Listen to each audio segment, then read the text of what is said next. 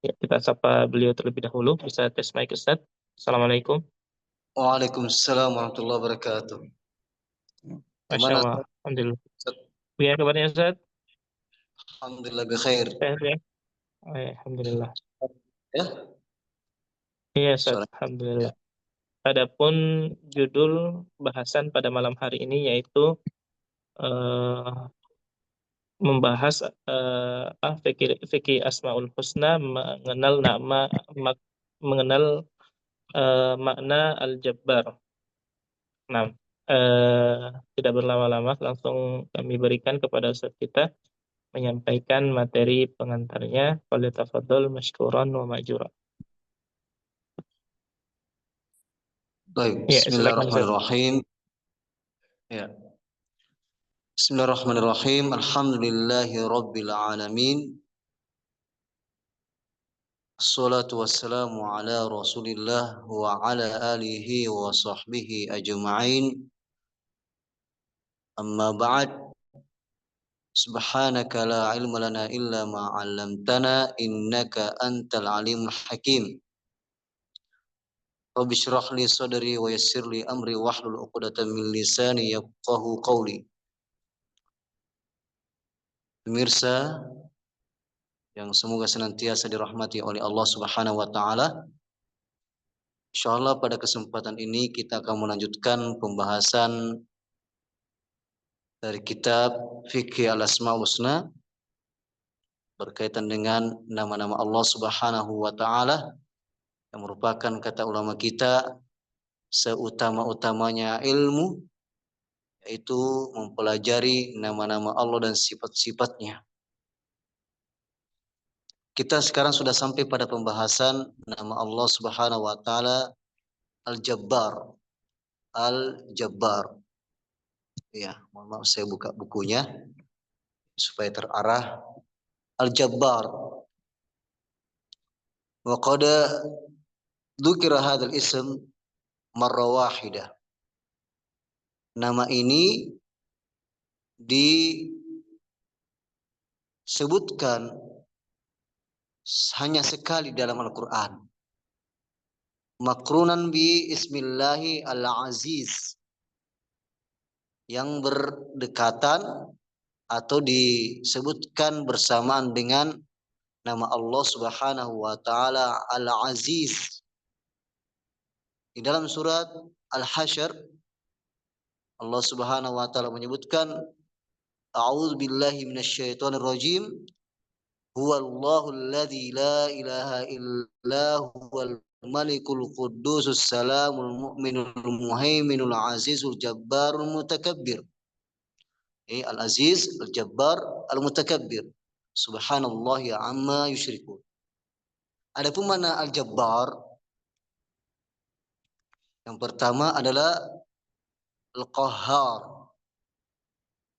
Al-Jabbar kalau kita mengartikan bisa bermakna yang tidak ada menghalangi apa yang Allah kehendaki. Kalau Allah sudah berkehendak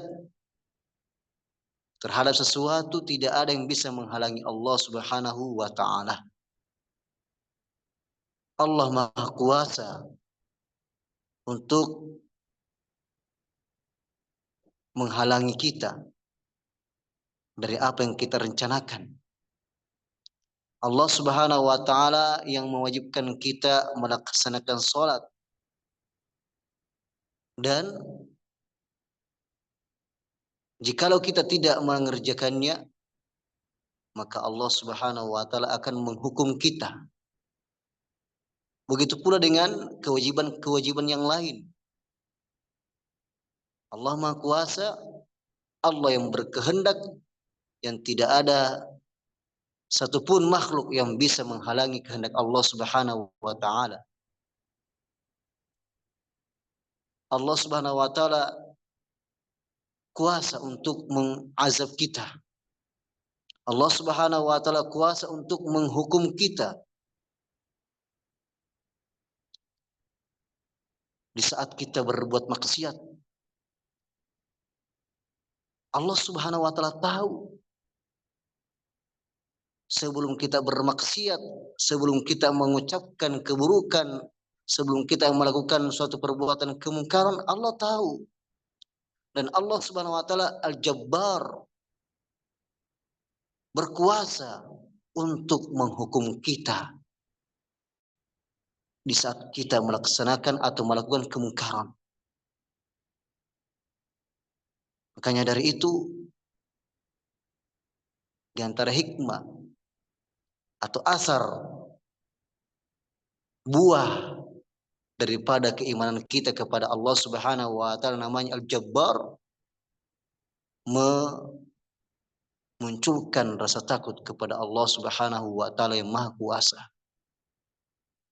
Kita hanya bisa berencana. Kita hendak pergi ke suatu tempat, tapi qadar Allah kita tertimpa musibah sakit.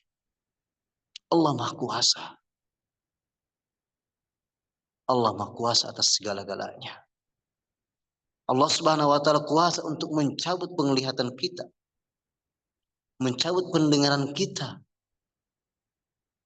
Qul ara'aytum in akhadallahu sam'akum wa absarakum wa khatama ala qulubikum man ilahun ghairullah ya'tikum bih.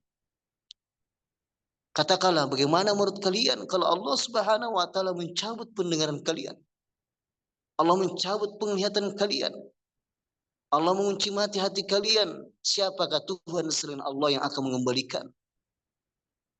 Allah lah yang telah Maha Kuasa. Bagaimanapun kita keliling dunia mencari dokter untuk mengobati penyakit kita. Kalau kita sakit, kita punya harta yang banyak, keliling dunia mencari dokter spesial bagaimanapun di bidangnya. Tapi kalau Allah SWT tidak menghendaki, maka tidak akan terjadi. Allahu Al-Jabbar. Maka hanya kita menyadari kelemahan kita di hadapan Allah Subhanahu wa taala, merasa mawas diri jangan sampai Allah Subhanahu wa taala menghukum kita di saat kita sedang bermaksiat. Apa amina ahlul qura ayyatihum ba'suna bayatan wa hum naimun? Apakah manusia, penduduk negeri itu merasa aman akan datangnya siksaan Allah Subhanahu wa taala pada malam hari di saat mereka sedang tidur? Aw amin ahlul qura ayyatihum ba'suna duha wa hum yal'abun? Apakah mereka merasa aman akan datangnya siksaan Allah Subhanahu wa taala pada siang hari, pada waktu duha, di saat mereka bermain-main, di saat mereka beraktivitas? Afa aminu makrallah fala ya'manu makrallah ilal qaumul khasirun? Apakah mereka merasa aman dari makar Allah Subhanahu wa taala?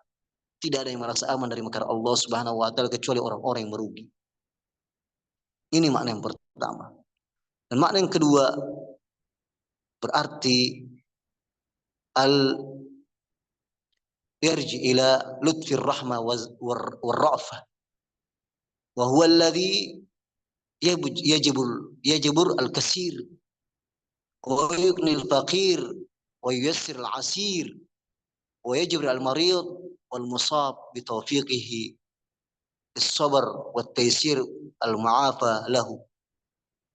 Namun satu sisi lain di antara makna Al-Jabbar ini, Allah Subhanahu wa taala yang memiliki rasa kasih sayang kepada hambanya. Makanya di antara doa yang kita lantunkan, ucapkan di saat kita duduk di antara dua sujud, ya, wajiburni warfa'ni warzuqni. Wajiburni di antara artinya adalah, ya Allah kuatkan aku. Karena kalau ada luka, ya misalnya pada tangan kita, pada anggota tubuh kita ada luka, makanya dalam bahasa Arab itu biasanya dikasih apa? Pembalut, jababir, jabirah, jabirah yang menutup luka. Maka ketika kita mendapatkan suatu kekecewaan, kecewa dalam suatu hal, kita sudah berusaha, maka kita minta kepada Allah, Allahumma ujubur kasrana, kuatkanlah, obati kekecewaan saya Allah. Karena hanya kepada Allah kita bersandar. Allah yang lebih tahu apa yang terbaik untuk hambanya. Allah Subhanahu wa taala yang memudahkan kesusahan kita. Wa innamal usri yusra, innamal usri yusra. Fa idza faraqta fansab wa ila rabbika farqab. Kapan itu? Ya, bersama kesulitan ada kemudahan. Di saat hati ini hanya bersandar kepada Allah Subhanahu wa taala. Yakin Allah Subhanahu wa taala dengan kasih sayangnya akan menolong kita, membantu kita ketika hati ini hanya bersandar kepada Allah Subhanahu wa taala. Teringat dengan ya Nabi Yakub alaihissalam ketika mengatakan innama ashku bathi wa huzni ila Allah. Saya ini hanya mengadukan kegundahanku, kesedihanku, keluh kesahku hanya kepada Allah Subhanahu wa taala.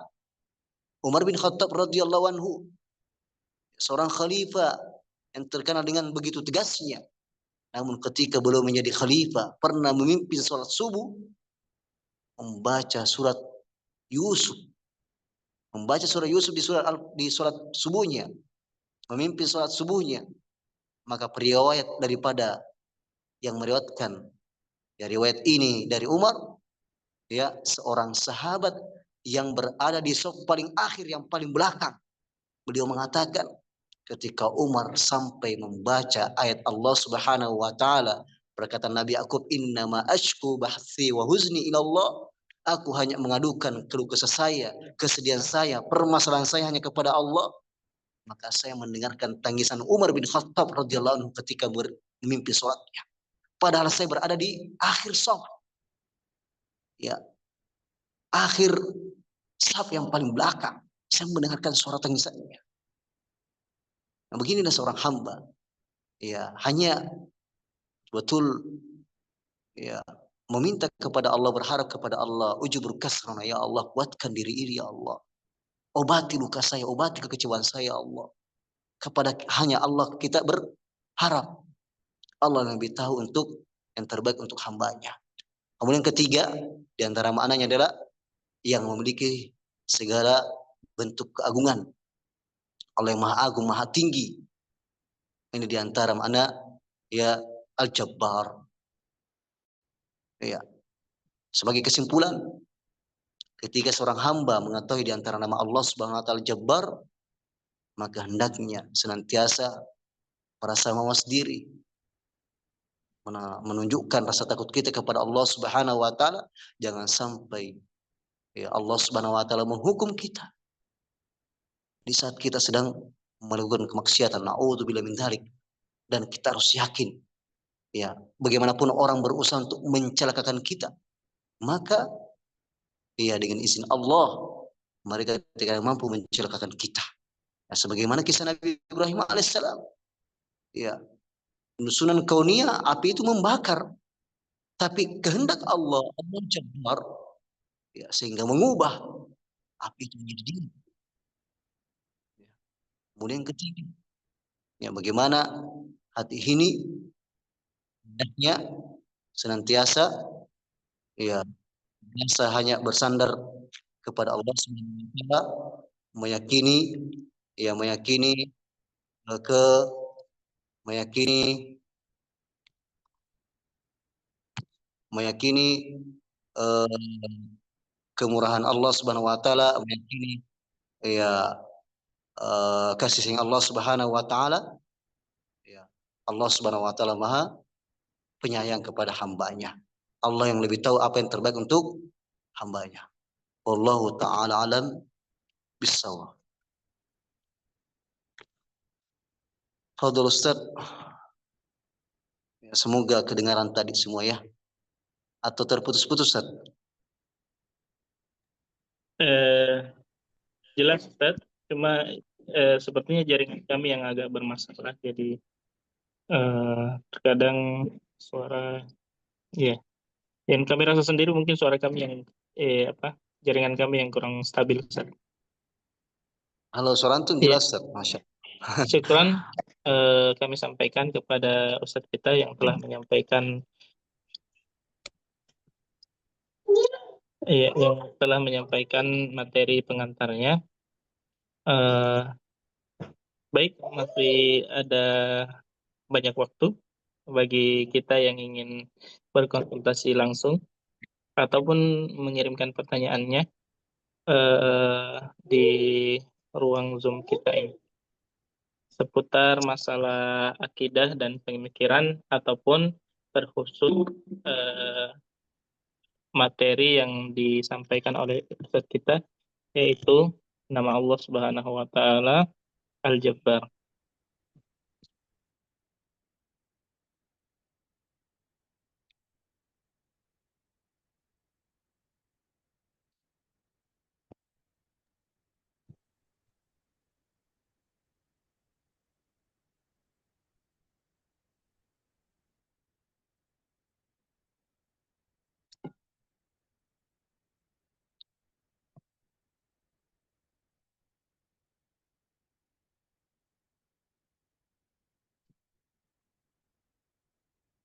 Ya, silakan. Tampak ada yang angkat tangan, saya lihat di room chat Ustaz. Ya, silakan Wawan. Ya, langsung berikan pertanyaan. Ya, bismillah. Assalamualaikum Ustaz.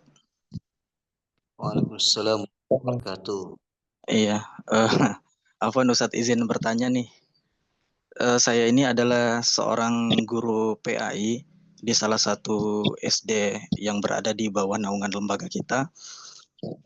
Selama ini Ustaz, kami mengajarkan siswa kita itu dengan menggunakan buku panduan LKS yang dari beberapa penerbit.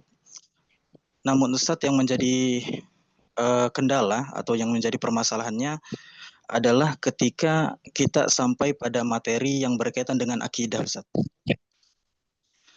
Sebagaimana yang kita ketahui bahwa buku-buku panduan tersebut kan mengarahkan kita kepada akidah atau pemahaman Asy'ariyah. Nah, sementara kita wajib mengajarkan akidah yang benar kepada anak-anak kita. Salah satu contohnya aja kemarin, Ustaz, saya saya mengajar di kelas 3 ini, Ustaz. Pada saat sampai di materi yang berkaitan dengan akidah, di situ yang ada diajarkan kepada siswa itu ya sifat wajib, sifat mustahil dan yang lainnya. Nah, sementara kan kita meyakini kesempurnaan nama-nama dan sifat-sifat Allah. Yang menjadi pertanyaan saya, Ustadz, apakah ada buku panduan yang semisal yang diterbitkan oleh departemen terkait di DPP untuk mengajarkan akidah yang benar kepada anak-anak kita, Ustadz? Atau adakah solusi dari Ustadz terkait permasalahan ini? Itu aja, Ustadz. Syukron. Assalamualaikum warahmatullahi wabarakatuh. Ya, Waalaikumsalam. insyaallah. Iya, silakan Ustaz. Iya. Masya Allah, barakallahu fikum. Sebenarnya sudah sering muncul ya hal seperti ini dan dikirim ke grup Dewan Syariah karena beberapa anak asatidzah juga disekolahkan di ya tempat tersebut. Ya, sehingga ketika mendapatkan pelajaran atau buku panduannya ya tentang masalah yang seperti itu yang bertentangan kita yakini, inilah yang menjadi polemik. Dan bahkan sudah kita sampaikan ya bahkan menegur, memberikan arahannya maksudnya ya agar tidak memakai panduan tersebut atau buku panduan tersebut. Nah, kalau memang perlu atau harus dipakai buku tersebut, makanya caranya gimana? Caranya kita menerangkan bahwasanya hal yang seperti ini hal yang bertentangan dari kita yakini. Justru ketika kita mendapatkan materi itu dari buku tersebut, justru kita jelaskan bahwasanya hal ini yang keliru, menjelaskan kekeliruannya dan memberikan ya akidah yang benar. Ya, kalau nggak salah nggak apa mungkin sudah diterbitkan juga karena beberapa bulan yang lalu beberapa buku sudah direview oleh asatidzah di Dewan Syariah yang diterbitkan oleh apa namanya Wahda Printing ya. Saya tidak tahu apakah buku kelas SD sudah ada, tapi yang kami kemarin reviewer diantaranya adalah buku SMP-nya. Dan sebagai solusinya itu tadi yang pertama, menjelaskan kekeliruannya, menjelaskan kekeliruannya. Yang kedua, alhamdulillah di tarbiyah kita kan ada materi-materi akidah. Ya cukup kita ngambil materi tarbiyah kita, ya kan? Itu pentingnya kita bertarbiyah. Salah satunya adalah karena ada materi akidah tentang asma sifat Allah Subhanahu wa taala di situ. Itu yang kita terangkan. Itu aja yang kita jadikan panduan untuk sementara. Dengan bahasa kita yang bisa dipahami oleh anak-anak ya seumuran mereka. Mungkin bisa dipahami ya. Jadi yang pertama tadi atau mungkin kita jadikan pertama untuk sementara ya kalau belum mendapatkan bukunya bisa memakai buku materi tarbiyah kita yang berkaitan dengan akidah dan khususnya asma wa sifat. Atau bisa juga ditanyakan langsung kepada ya pihak yayasan. Mungkin sudah ada yang diterbitkan. Kemudian yang ketiga adalah dengan menjelaskan kekeliruan buku yang tersebut murid-murid kita. Semoga Allah SWT berikan ya bimbingan dan teruslah meminta kepada Allah Subhanahu wa taala di saat kita mengajar, kita sebagai seorang guru bukan sekedar mengajar, tapi kita berniat ya mendoakan orang yang kita ajarkan agar mendapatkan petunjuk oleh Allah Subhanahu wa taala. Wallahu a'lam bishawab. Ya, semoga bisa dipahami ya. Baik, syukur Ustaz atas pencerahannya. Selanjutnya Ustaz ada pertanyaan dari room Zoom. Ada 2 pertanyaan yang berbeda dari hamba Allah. Ya, kami bacakan soal pertama Ustaz. Afwan Ustaz, izin bertanya, apakah takdir buruk selalu identik dengan seseorang yang banyak dosa atau sebagai azab? Baik, bismillahirrahmanirrahim. Pertanyaan pertama dulu ya. Ya, apakah takdir buruk selalu identik dengan seseorang yang banyak dosa atau sebagai azab? Ya, di antara atau kita katakan rukun iman yang keenam adalah beriman kepada takdir Allah Subhanahu wa taala. Wa ma aswabakum min musibatin fabima kasabat aydikum. Apapun yang musibah yang menimpa kalian, maka ketahuilah di antara sebabnya karena ya perbuatan kalian sendiri. Allah Subhanahu wa taala tahu sebelum menuliskan takdir kita. Takdir itu kan ada 3 tingkat, ada 4 tingkatan ya. Maratibul qadar, ada 4. Yang pertama, meyakini ilmu Allah, bahwasanya Allah Subhanahu wa taala mengetahui segala-galanya, baik sebelum terjadi apalagi setelah terjadi.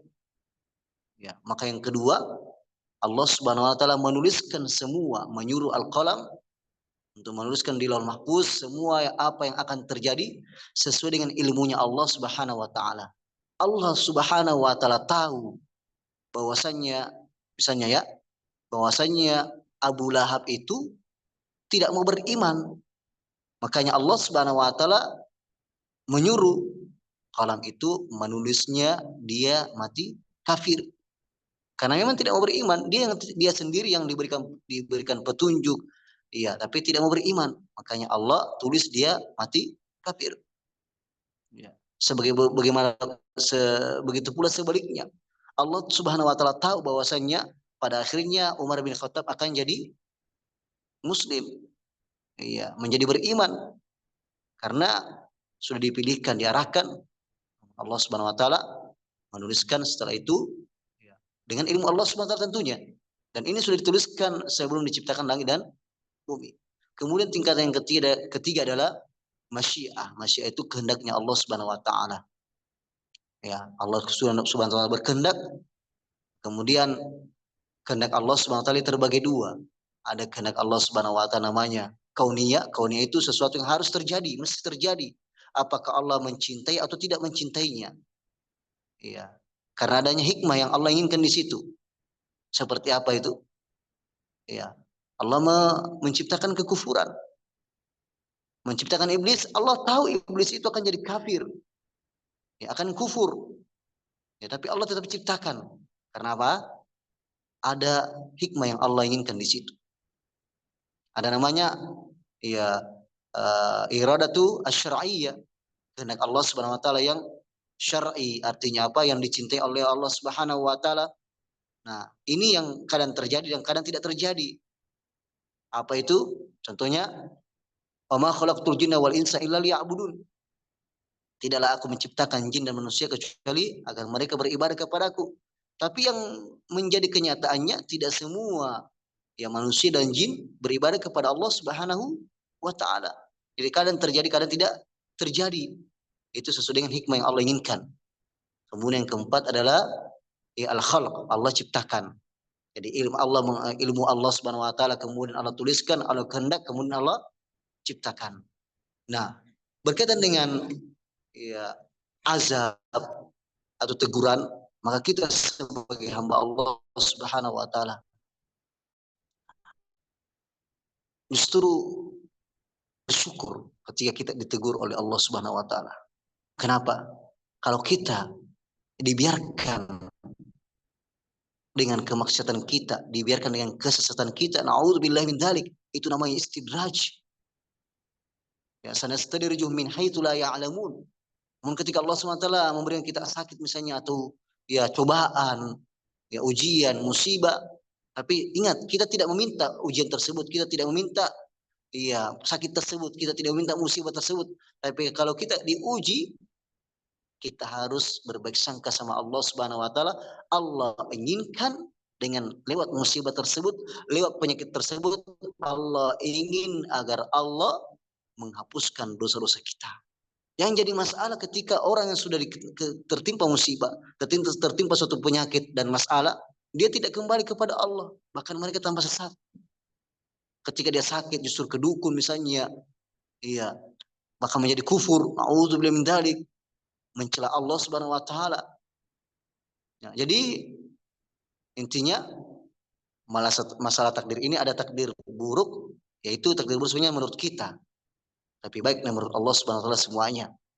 Ya, karena ada hikmah yang Allah inginkan di balik situ. Ya. Ini ya, semoga bisa dipahami nih ya. Ya, jadi takdir buruk itu karena dosa kita. Ya, dosa kita dah tahu sebagai ya azab ya di dunia ini untuk sebagai penghapus dosa. Sebagai penghapus dosa. Ya, hukuman. Dan tentunya ya tidak ada yang mengharapkan demikian. Justru kita mengharapkan agar Allah SWT mengampuni dosa-dosa kita. Azab bagi orang-orang yang durhaka kepada Allah Subhanahu wa taala. A'udzubillahi min dzalik. A'udzubillahi min dzalik. Baik. Kemudian yang kedua, apakah orang yang terkena gangguan jin? Saya langsung baca saja. Boleh Ustaz? Ya, tafadhol Ustaz. Ya. Apakah orang yang terkena gangguan jin disebabkan karena kekurangannya berzikir kepada Allah? Ini salah satu sebab saja. Ini salah satu sebab saja. Dan boleh jadi memang ujian. Jangankan kita, Nabi kita Shallallahu Alaihi Wasallam Allah takdirkan terkena sihir. Iya, tentunya ada hikmah Allah Subhanahu Wa Taala. Allah ingin mengajarkan apa? Ruqyah di situ, obati, yang menunjukkan bahwasanya Nabi kita Muhammad SAW adalah seorang manusia seperti kita. Qul innama ana basyarun mitslukum yuha ilayya. Namun bedanya kita dengan Nabi itu diberikan wahyu. Nabi kita juga sakit, iya, ya, bahkan terkena sihir. Tapi tergantung. Seperti itu bagi Nabi adalah sebagai ya ada hikmah yang Allah inginkan di situ. Allah kuasa untuk menjaga Nabi kita Shallallahu Alaihi Wasallam. Manusia yang paling banyak zikirnya kepada Allah Subhanahu Wa Taala, tapi Allah takdirkan, ya karena ada hikmah yang Allah inginkan di situ. Nah, ketika jin masuk atau kita mendapatkan gangguan jin, ini salah satu sebab. Sebabnya adalah kita ya kurang berzikir kepada Allah Subhanahu Wa Taala. Betul, ini salah satu sebabnya. Ini salah satu sebabnya. Maka ya, dan juga sebagai ujian bagi kita sebagai penggugur dosa. Boleh jadi selama ini kita jauh dari Allah Subhanahu wa taala, tidak mengaji, misalnya tidak berdoa kepada Allah atau bahkan meninggalkan sholat, maka dengan gangguan jin tersebut supaya kita mau dekat kepada Allah. Ya, supaya kita mau dekat kepada Allah Subhanahu wa taala. Boleh jadi kalau kita masih sehat-sehat saja, masih tetap dalam kelalaian kita, tidak berdoa kepada Allah, meninggalkan sholat, ya, sehingga kita diuji dengan atau ditegur dengan gangguan jin tersebut. Nah, padahal dalam keseharian orang tersebut rajin beribadah, rajin tilawah, rajin berzikir, rajin kajian. Ini saya katakan tadi, jangankan kita ya, Nabi kita SAW saja ya pernah disihir, pernah kena sihir, bukan cuma gangguan jin biasa, tapi disihir oleh Labid bin A'sam. Ini terkadang sebagai ujian, memang ujian, karena orang itu akan diuji semakin tinggi, merasa tinggi keimanannya, semakin taat, itu akan diuji oleh Allah Subhanahu wa taala. Dan kita harus yakin gangguan jin itu tidak akan bisa memudaratkan kecuali dengan izin Allah Subhanahu wa taala. Maka hendaknya kita jangan merasa sombong. Boleh jadi karena kita merasa sombong dengan ibadah kita, rajin mungkin rajin beribadah, rajin tilawah, rajin berzikir, rajin kajian. Tapi boleh jadi kita merendahkan orang. Atau mungkin ada orang yang atau kita mungkin terkena penyakit ain, boleh jadi. Auzubillah. Penyakit ain itu seperti apa? Waliyadzubillah. Kita mungkin rajin ibadah sih, rajin tilawah, tapi juga rajin untuk memposting kenikmatan kita di medsos misalnya, posting wajah kita, kekuatan tubuh kita, kekarnya badan kita misalnya, atau memposting kenikmatan dari yang kita miliki, mobil kita, ini dan sebagainya. Nah, kita tidak tahu orang yang melihat postingan kita tersebut boleh jadi dengan itu wasilah jadi penyakit ain. Jangan kita, Nabi kita di zaman Nabi SAW ada seorang sahabat sedang mandi. Ini sahabat ini sedang mandi di sungai. Ada salah seorang sahabat, yang lain melihatnya, karena pada saat itu sahabat tersebut yang mandi membuka bajunya bagian atasnya. Kemudian sahabat yang melihatnya mengatakan, baru pertama kali saya melihat orang yang paling kulit yang paling indah tanpa mendoakan keberkahan baginya. Maka serta merta sahabat yang mandi tersebut tadi langsung lemas, tidak bisa apa-apa. Ini penyakit ain sangat berbahaya. Penyakit ain sangat berbahaya. Kita harus senantiasa menguatkan diri kita, la haula wala quwata illa billah. Oleh karena itu, jangan sampai ada penyakit yang menimpa diri kita ini. Karena orang yang rajin ibadah, ahli ibadah, penuntut ilmu sekalipun itu, diantara penyakit yang bisa menimpahnya adalah al-ujub dan riya. Ujub dan riya. Jangan sampai kita mengatakan seperti perkataan iblis, ana khairum min, melihat saudara kita yang lain, kita mengatakan saya lebih baik daripada dia. Auzubillahi min dzalik. Kita harus muhasabah diri kita, introspeksi diri kita. Introspeksi diri kita. Dari titik mana tersebut, kita mendapatkan ujian tersebut. Namun sekali lagi, kita harus yakin menunjukkan semakin dekat kepada Allah Subhanahu wa taala dan memperbaiki muhasabah hati kita. Barakallahu fikum, semoga Allah Subhanahu wa taala menjaga kita semuanya. Silakan Ustaz, arahkan. Baik, syukur Ustaz atas pencerahannya, nasihatnya yang sangat berharga, insyaallah. Baik, kita masih memberikan kesempatan bagi pemirsa sekalian yang ingin bertanya secara langsung, berkonsultasi seputar materi akidah dan pemikiran, ataupun juga terkait tentang judul yang disampaikan oleh Ustadz kita.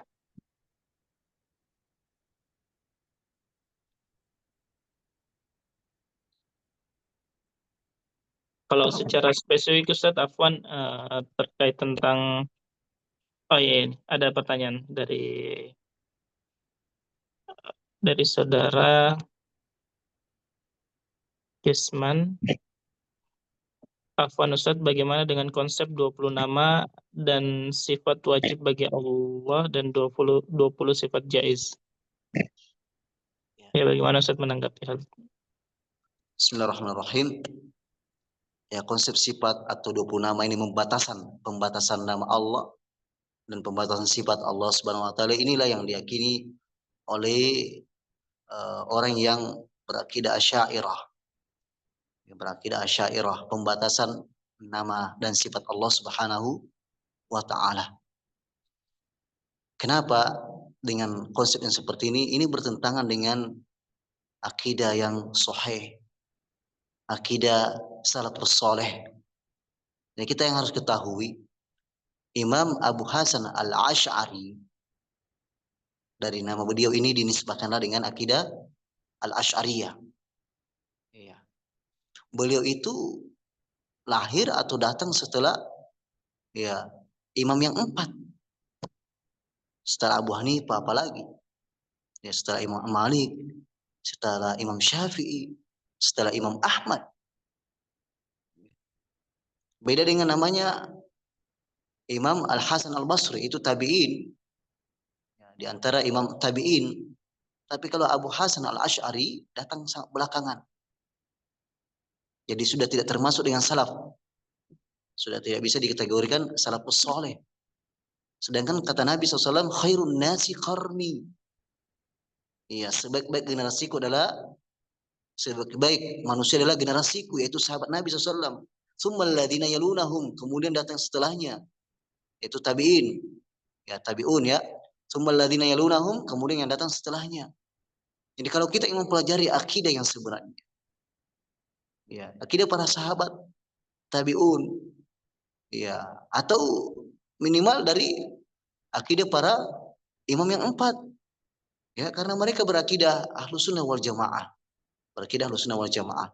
Dan perlu diketahui bahwasanya Imam Abu Hasan Al-Asy'ari di awal-awal kehidupan beliau itu, ya, karena bapaknya meninggal, maka ibunya bersuami dengan seorang pembesar Mu'tazilah. Mu'tazilah itu pemikirannya logika, mendahulukan akal. Apa yang tidak masuk di akalnya maka dia akan tolak. Dia akan tolak walaupun hadis sahih.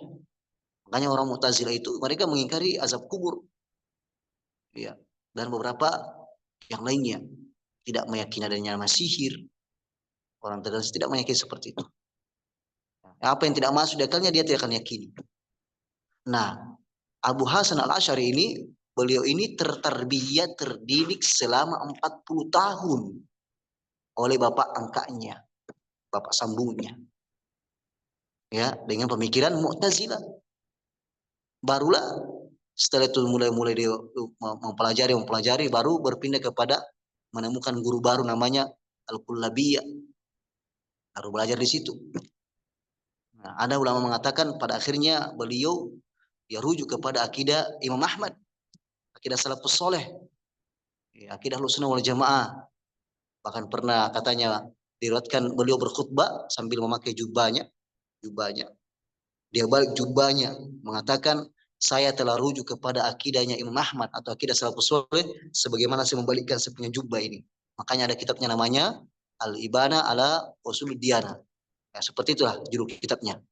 Beliau cantumkan di situ ya akidah-akidah yang selama ini beliau akini, dia hapuskan atau dia singkirkan dan menetapkan akidah-akidah yang sesuai dengan salafus soleh.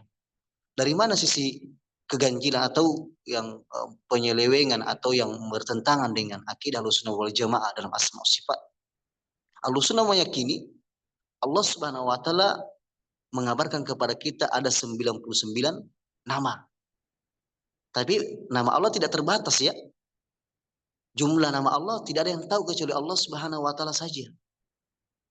Namun yang Allah beritahukan kepada kita dalam kitabnya Al-Quran dan melalui hadis Nabi SAW hanya 99.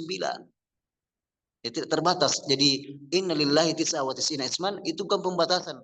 Allah Subhanahu wa taala memiliki 99 nama, barang siapa yang menghafalkannya maka akan masuk surga, menghafalkan, mengamalkan dan ya, memahami dan mengamalkannya. Ya. Jadi tidak ada pembatasan. Dan keyakinan Ahlus Sunnah wal Jamaah, setiap nama Allah itu punya sifat. Misalnya, nama Allah Subhanahu wa taala As-Sami', Maha mendengar. Berarti Allah itu yasma', mendengar. Beda kalau Mu'tazilah. Ya, Allah Subhanahu wa taala memiliki nama As-Sami', Maha mendengar, tapi Allah tidak mendengar. Ini Mu'tazilah. Kalau Asy'ariyah, jadi antara yang dia yakini ada 7. Ada 7 juga ya. Al-irada, ya apa namanya? Al-irada, kehendak, ya.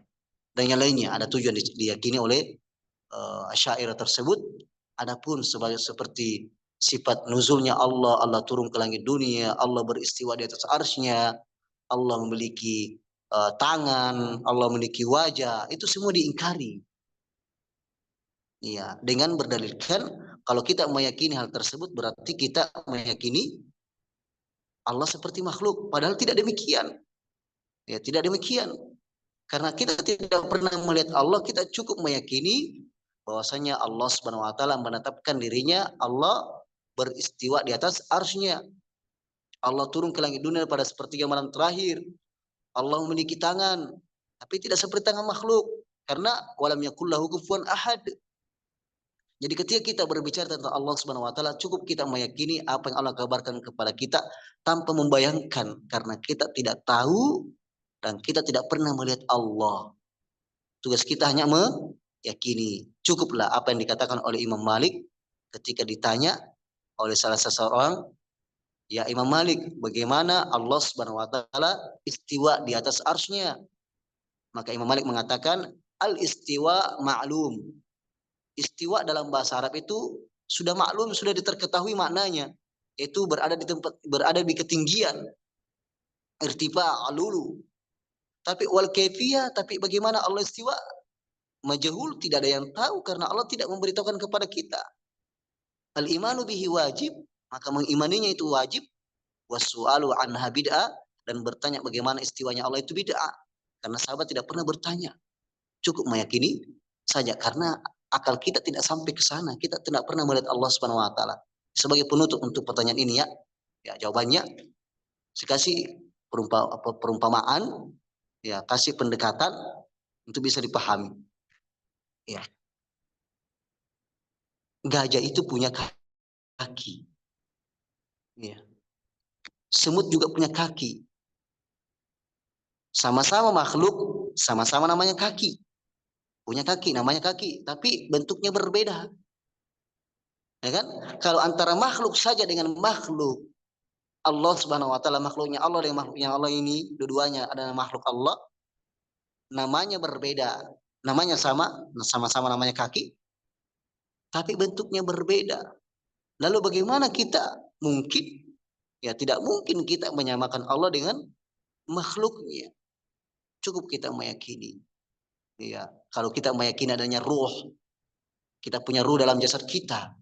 Tidak ada di antara kita mau berani mengatakan ruh itu bentuknya bundar, bulat, persegi panjang, segi empat. Tidak ada. Kenapa? Kita tidak pernah melihat roh. Ruh itu, ya pemirsa nikmat Allah Subhanahu wa taala, kalau kita tidur, ruh kita itu diangkat oleh Allah Subhanahu wa taala. Makanya kalau sebelum kita tidur membaca apa? Bismillahirrahmanirrahim wa hiya. Dengan nama Allah saya ya hidup dan saya mati. Ketika bangun tidur kita mengatakan alhamdulillahilladzi ahyana ba'da ma amatana wa nusyur. Segala puji bagi Allah yang telah menghidupkan saya ya setelah mematikan saya. Kalau Allah takdirkan kita masih hidup, maka ruh kita dikembalikan. Nah, keluar masuknya ruh ini ke jasad kita, kita tidak tahu. Padahal ruh itu kita yakini keberadaannya. Tapi kita tidak tahu bagaimana keluar masuknya ruh itu. Bagaimana bentuknya kita tidak tahu. Nah, kalau makhluk ini saja, makhluknya Allah saja, kita yakin keberadaannya. Tapi kita tidak tahu bagaimana bentuknya, bagaimana keluar masuknya. Lalu kenapa kita justru bertanya-tanya tentang bagaimana itu Allah, bagaimana Allah SWT. Kita cukup meyakini saja. Ya, semoga bisa dipahami ya. Barakallahu fikum.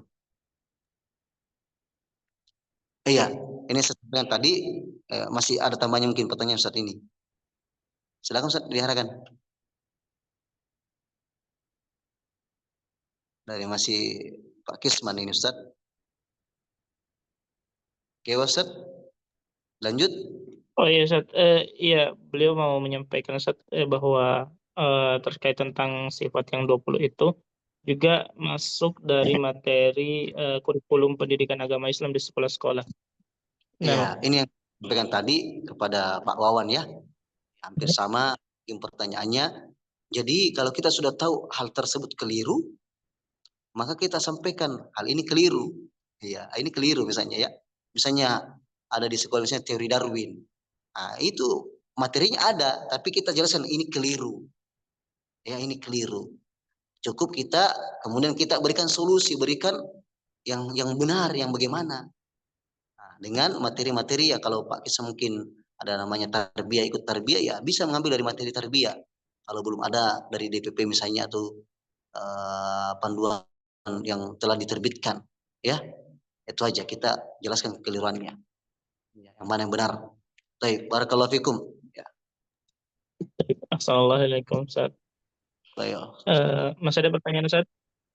Ya, silakan Ustaz. Dari Siti Nahar, dari hamba Allah, Afwan Ustadz, apakah tidak termasuk mengkhususkan kalau kita mengerjakan sholat taubat gabung dengan sholat sunnah wudhu setiap kita mau tidur? Syukran, Ustadz. Iya. Jadi ada namanya ini sebenarnya dalam masalah ibadah ini kisah ibadah. Tidak apa-apa. Kalau ada yang lain, Ustaz, tinggal ini ya. Iya, Ustadz. Iya, Biasanya ada saat penjelasan. iya. Jadi kalau eh, ada namanya, terkadang suatu sholat itu bisa dengan dua niat. Contohnya, sholat sunnah wudhu dengan sholat tahiyatul masjid. Kalau kita langsung masuk masjid misalnya setelah berwudhu, bisa langsung digabungkan niatnya. Ya. Termasuk juga ketika atau misalnya masih ada waktu ya enggak apa-apa sholat sunnah wudhu, sholat sunnah tahiyatul masjid. Nah, untuk mengkhususkan kalau kita mengerjakan sholat tobat digabung dengan sholat sunnah wudhu, setiap kita mau tidur, ya kalau saya sarankan, ya tidak perlu untuk tiap hari sholat tobatnya. Kecuali memang kita tiap hari terjatuh pada dosa besar. Auzubillahi min dzalik. Walaupun juga dosa kecil perlu untuk sholat tobat. Kita perbanyak istighfar kepada Allah Subhanahu wa taala. Yang perbanyak istighfar kepada Allah Subhanahu wa taala. Setelah kita sholat sunat misalnya, sholat sunat wudu, mau tidur, kita memperbanyak istighfar kepada Allah Subhanahu wa taala, dan Allah Subhanahu wa taala memuji di antara ciri-ciri orang yang bertakwa, wal mustaghfirina bil ashar. Orang yang beristighfar di waktu sahur sebelum azan subuh dikumandangkan, dia memperbanyak istighfar di situ. Nah, ini waktu-waktu kita bertobat. Waktu-waktu kita memperbanyak istighfar kepada Allah Subhanahu wa taala dari sehari semalam. Ya, kita mulai bangun tidur sebelum azan subuh, kita memperbanyak istighfar kepada Allah Subhanahu wa taala. Nah, ini diantara karena taubat ya dengan istighfar memiliki perbedaan. Kalau kita membedakan, taubat kan artinya kembali kepada Allah Subhanahu wa taala, memohon ampun kepada Allah Subhanahu wa taala. Kalau istighfar, ya kalau kita membedakan, istighfar itu memiliki dua makna. Yang pertama, kita minta kepada Allah Subhanahu wa taala agar Allah Subhanahu wa taala menutupi dosa-dosa kita. Karena istighfar berasal dari kata mikfar. Mikfar artinya helm perang. Tujuannya helm perang itu untuk melindungi dari senjata. Ya, melindungi kepala, menutup kepala dari bahaya. Nah, ketika kita mengatakan astagfirullah, berarti kita minta kepada Allah agar Allah Subhanahu wa taala menutupi aib-aib dan dosa-dosa kita.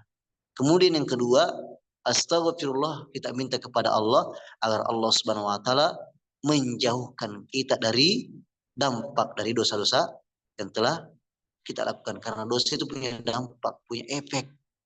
Ya punya efek. Selain kita melaksanakan tersebut, maka kita memperbanyak juga istighfar. Ya, Allah a'lam bishawab. Nanti mungkin bisa diberikan tambahan nanti dari kisah ibadah. Kalau mau ditanyakan kembali, insyaallah. Allah taala a'lam bishawab. Masya Allah, Ustaz. Syukran. Assalamualaikum, Ustaz. Masih ada pertanyaan, Ustaz? Mungkin pertanyaan terakhir. Ya, silakan Ustaz.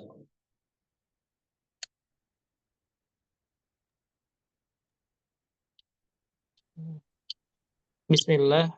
Afwan, apa hukum cium tangan guru atau orang tua? Iya. Cium tangan guru atau orang tua itu termasuk dari sisi adab ya. Tak masalah. Ya, selama tidak ya sampai ya berbentuk merendahkan diri, enggak. Kalau mencium tangan guru kita, syekh kita, bahkan mencium kepala aja, itu tak masalah, tidak menjadi masalah. Ya itu termasuk yang enggak boleh itu kalau sampai ruku. Nah, karena kita tidak boleh ruku kecuali hanya kepada Allah Subhanahu wa taala. Hanya ketika kita jabat tangan itu kita sedang duduk, orang datang, hendaknya kita berdiri untuk supaya sama-sama berdiri berjabat tangan. Bukan justru kita menjabat tangannya orang sedang kita duduk. Dia tak mengapa ya. Allah alam bisawab. Jadi boleh kita mencium tangan guru kita, apalagi orang tua kita atau orang tua ya boleh, ya, boleh. Ya. Allah alam bisawab. Selama mahramnya ya, selama mahramnya. Jangan mungkin anak kecil dengan gurunya yang masih ya ini dia belum balik ya, masalah sekali-kali. Itu Ustaz, barakallahu fiik Ustaz.